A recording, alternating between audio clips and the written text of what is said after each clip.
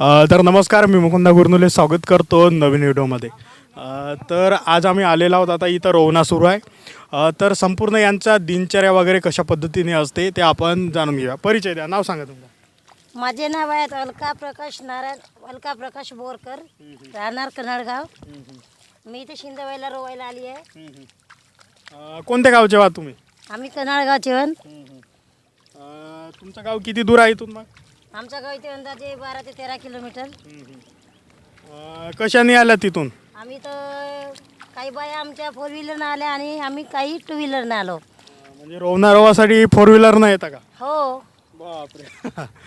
तर बघू शकता मित्रांनो, शेतकरी पण आज खूप उंचावर गेलेले आहेत. तर तुमचा दिवस कसा असतो मग? आमच्या सकाळची सुरुवात म्हणजे कशी होते? आमची 6 वाजे घरून निघतो, 7ला आम्ही पाताला लागतो आणि 6ला पण सुट्टी करतो. आणि पाऊस पाणी जर आला तर पण आम्ही घरी जातो. मग घरचे कामं वगैरे आम्हीच करतो इथून गेल्यानंतर घरी.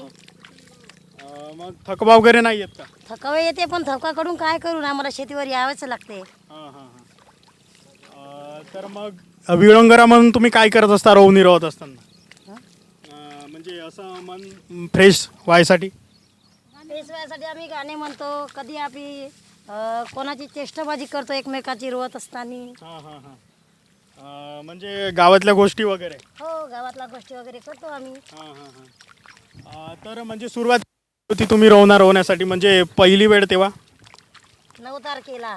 नाही, जेव्हा पहिल्यांदा आयुष्यात म्हणजे पहिल्यांदा तुम्ही? आयुष्यात मी 8वीत असतानाच माझ्या आईबाबाकडे मी रोवायला गेली. शेतीचा विषय होता आमच्याकडे, मजूर मिळत नव्हता.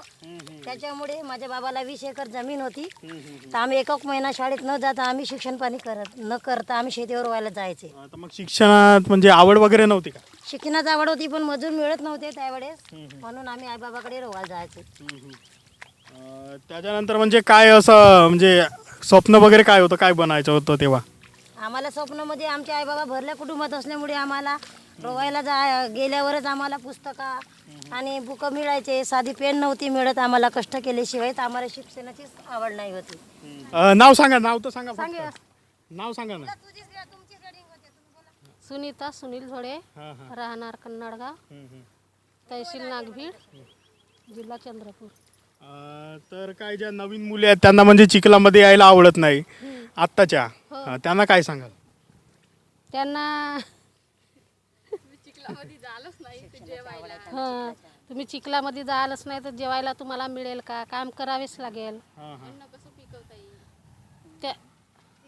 तेव्हाच तुम्ही शिकाल किंवा आपला स्वतःची प्रगती स्वतः करू शकाल. बरं, त्यांच्या घरी शेती वगैरे राहते पण ते जातच नाही म्हणतात, मग नाही जात तर ते त्यांची हे म्हणजे त्यांची सवय राहते, ते त्यांना न जावाची अशी म्हणजे मनाला लावून घेत नाही तेवढ्या. सुनीता सुनील झोडे, राहणार कन्नडगाव. सांगा तुमचं. अस्मिता विनोद दहीकर, राहणार कन्नडगाव. जोरात बोला. अलका प्रकाश बोरकर, राहणार कन्नडगाव. सांगा. सुरेखा अमोल जोडे, राहणार कन्नडगाव. गीता संजय जोडे, राहणार कन्नडगाव. मीना मनोज दहीकर, राहणार कन्नडगाव. सांगा तुम्ही. रीता बबन बारसागडे, कन्नडगाव सोनुली. सुरू करा आता का? सुरू करा ना.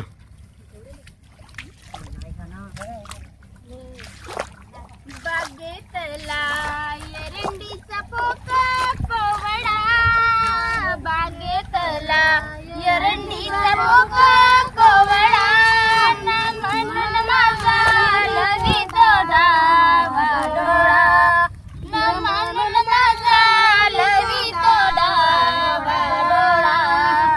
राया तुमच्या घड्या येताली गोपाळ, राया तुमच्या घड्या येताली गोपाळ, न तुम्हा कशी लागली झोप, न तुम्हा कशी लागली झोप.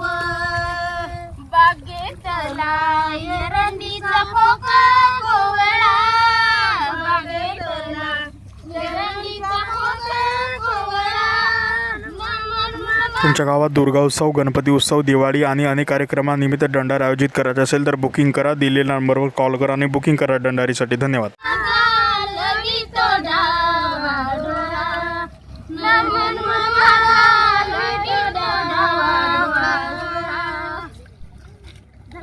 तुमच्या बोटायतली मुंदी राया तुमच्या बोटायतली मुंदी न तुम्हा कशी लागली धुंदी न तुम्हा कशी लागली धुंदी बागेतला एरंडीचा पोका कवळा बागेतला एरंडीचा पोका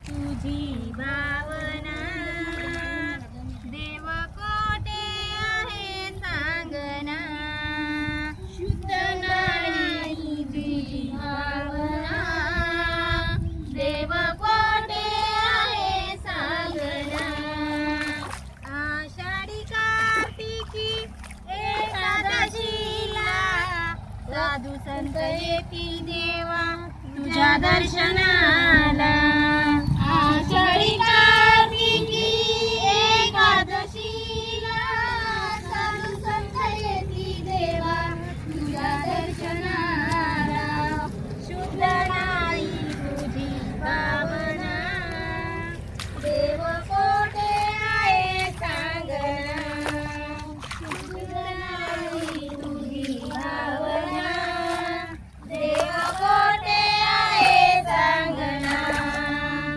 गंध केशरी कपाळी टिळा भजन करीतो वेळोवेळा गंध केशरी कपाळी टिळा भजन करीतो वेळोवेळा शुद्ध नाही तुझी भावना देव कोठे आहे सांगना शुद्ध नाही तुझी भावना देव कोठे आहे सांगना तुकारामाने अभंग लिहिले साऱ्या जगाचे सार्थक झाले तुकारामाने अभंग लिहिले साऱ्या जगाचे सार्थक झाले शुद्ध नाही तुझी भावना देव कोठे आहे सांगना शुद्ध नाही तुझी भावना देव